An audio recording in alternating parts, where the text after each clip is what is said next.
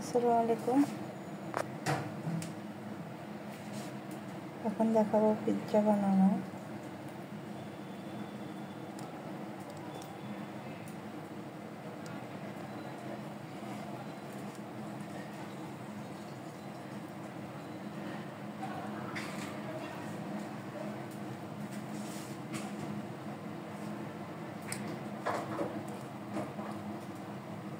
প্রথমে আমি সস দিয়ে ব্রাশ করতেছি। এটা ঘরে যা আছে তা দিয়ে একটা পিৎজা বানাতেছি। চোরা পিৎজা সোডা। তারপর আমি পিৎজা সস এখানে করে দিলাম। সম্পূর্ণ সস দেওয়া শেষ। তারপরে একে একে সবগুলো দিব। তারপরে সস দেওয়ার পরে আমি একটু চিজ দিচ্ছি। তারপর আবার দিব, এই একবার দিয়ে দিচ্ছি। মোজারেলা চিজটা দিয়েছি। এই মাথায় যা আসে তাই করি, বাসার ভিতর যা আছে যেগুলো দিয়ে আমি বানাচ্ছি। তো এখনো মানে ক্যাপসিকাম দিই নাই। তারপর আবার দিব চিজটা। এখন আপাতত আমি কি দিতে পারি, একটু কাঁচামরিচ দিয়ে দিই।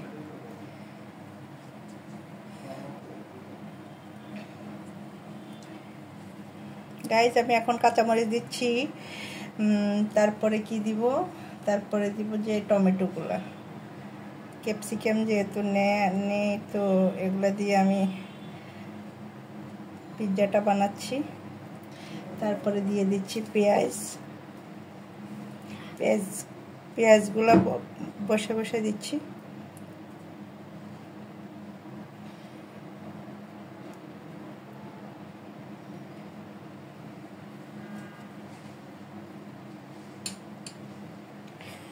আলোটা আসতেছে না এদিকে। আমার পেঁয়াজ দেওয়া শেষ। তারপরে আমি কিছু গরুর মাংস রেখেছিলাম রান্না করা, তো গরুর মাংসগুলো দিয়ে দিচ্ছি উপর দিয়ে।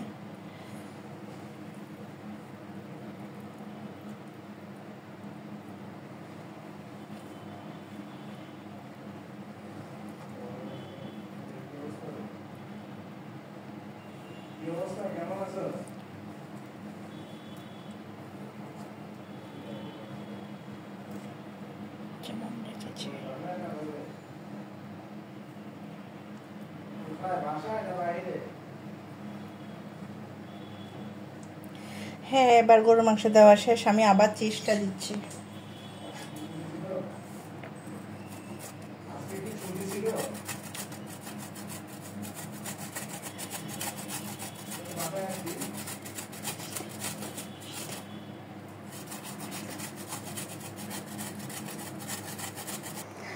হয়ে গিয়েছে আমার পিৎজা। হয়ে গিয়েছে বলতে এখনো আমি চুলাতে দিই নাই, তো দেখাবো আপনাদেরকে চুলাতে দিচ্ছি। এই হলো, আমি এই কড়াই বসাইছি। কড়াইয়ের ভিতরে আমি এই পিৎজাটা বসাই দিলাম। তারপর ঢাকনা দিয়ে দিলাম। ফিরে আসতেছি পিৎজা বানানোর লাস্টে। হ্যাঁ, ফিরে আসছি কিছুক্ষণ পর। আমার পিৎজাটা মানে লাস্ট পর্যায়ে হয়ে আসছে। একটু পরে উঠাই নেব। হয়ে গেছে আমার দুষ্টামি পিৎজা। সবাই দেখেন। তো এখন আমরা খেতে যাবো। আপনারা দেখে থাকেন। ও সরি, সবাই চলে আসেন খাওয়ার জন্য। কেমন হয়েছে জানাবেন পিৎজাটা। আল্লাহ হাফেজ, বাই বাই।